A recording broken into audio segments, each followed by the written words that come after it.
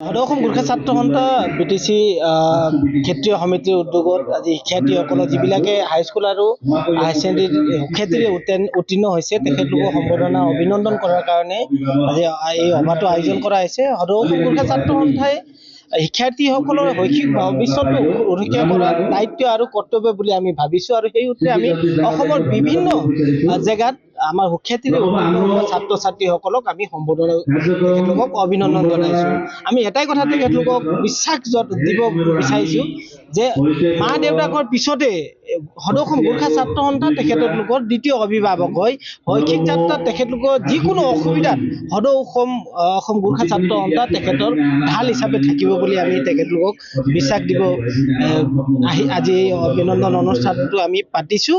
আৰু এটাই কথাই আমাৰ গুৰ্খা ছাত্ৰ সন্থাই বিভিন্ন জেগাত এই অনুষ্ঠানটো পাতিছে আৰু আমাৰ ছাত্ৰ ছাত্ৰীসকলৰ যিবিলাক উত্তীৰ্ণ হাৰ আমি আগৰ তুলনাত বহুত বেছি হৈ আছে আৰু আমাৰ দায়িত্বও এতিয়া বাঢ়িছে। বহুত তেনেকুৱা মেধাৱী ছাত্ৰ ছাত্ৰী আছে যিবিলাক মেধাৱী ছাত্ৰ ছাত্ৰীয়ে মা দেউতাকে তেখেতলোকক পঢ়াব নোৱাৰে।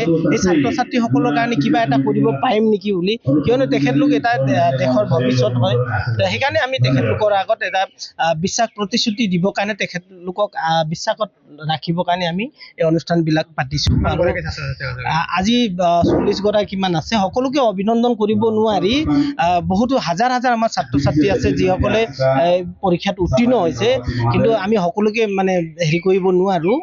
বিৰোধিতা কৰাৰ কোনো প্ৰাসংগিকতা নাই, কাৰণ UCCটো যিখিনি ধাৰা ইয়াতে আছে এইটোতো খুব ভালে ধাৰা। কাৰণ ইয়াতে কৈছে কি ছোৱালীৰ বিয়া হোৱা বয়সটো 18 হ'ব লাগিব, 18+ হ'ব লাগিব আৰু ল'ৰাৰটো 21 হ'ব লাগিব। এইটোতো ভাল কথা। এইটো বাল্য বিবাহৰ পৰা সেইটো এটা আমাৰ পৰিত্ৰাণ পাম আমি। আৰু লগতে কোনো পুৰুষে মহিলাৰ বা তেখেতৰ ঘৈণীয়েকৰ উইদাউট পাৰ্মিশ্যন, উইদাউট সন্মত তেখেতে ডাইভৰ্চ দিব নোৱাৰে আৰু বেলেগ এটা তেখেতে কি বুলি কয় পত্নী আৰু ল'ব নোৱাৰে। তাৰ ইয়াৰ দ্বাৰা পলিগামী যিটো 3টা 4টা 5টা 2টা 3টা 4টা 5টা এই যে বিয়া কৰে এইটো একদম ৰোধ হৈ গ'ল। এইটো ভাল কথা আমাৰ কাৰণে। ইয়াত আপত্তি কৰিবলগীয়া কি আছে? আৰু যিটো কৈছে লিভ ইন ৰিলেশ্যন, এইবিলাক হ'ব নালাগে। এইবিলাক সমাজৰ এটা বিশৃংখল। এই বিশৃংখলটো চিজিল কৰাৰ কাৰণে ইয়াতে ৰেজিষ্ট্ৰেশ্যনৰ ব্যৱস্থাটো কৰা হৈছে চিষ্টেমেটিক, যাতে ইয়াৰ পৰা নৱপ্ৰজন্ম কোনোবা যদি জন্ম হয় সুৰক্ষা পাবহি, মাক দেউতাকৰ পৰিচয় পাব। এইটো কিয় বেয়া হ'ল আইনটো? আৰু নাৰীসকল, এটা নাৰীয়ে কেনেকৈ এটা পুৰুষক আৰু 2জন 3জন বিয়া কৰিব পাৰে বুলি ছাপোৰ্ট কৰে? এইটো জনজাতি লোকসকলৰ ক্ষেত্ৰত এইটো লাগু নহয় বুলি এটা যিটো বিৰোধীয়ে কৈ আছে, লাগু হ'ব লাগে। আচলতে এইটো বৰ্তমান সময়ত বা আমাৰ জনজাতিসকলৰ যিটো কিছুমান নিয়ম নীতি আছে, এই নিয়ম নীতিৰ দ্বাৰা ইয়াতে বিচাৰ হয়। গতিকে তেনেকুৱা ধৰণৰ খুব চিষ্টেমেটিক, খুব ষ্ট্ৰং ট্ৰাইবেলসকলৰ মাজত ৰুলছ আছে কাৰণে এইটো ৰেহাই দিয়া হৈছে। চেণ্ট্ৰেল ইউনিভাৰ্চিটিৰ যিটো কেম্পাছ, ইয়াতে 900 বিঘা যিটো মাটি বিচাৰিছে সেইটো আমি ঠিক ঠাক কৰি BTC চৰকাৰক পঠাইছোঁ।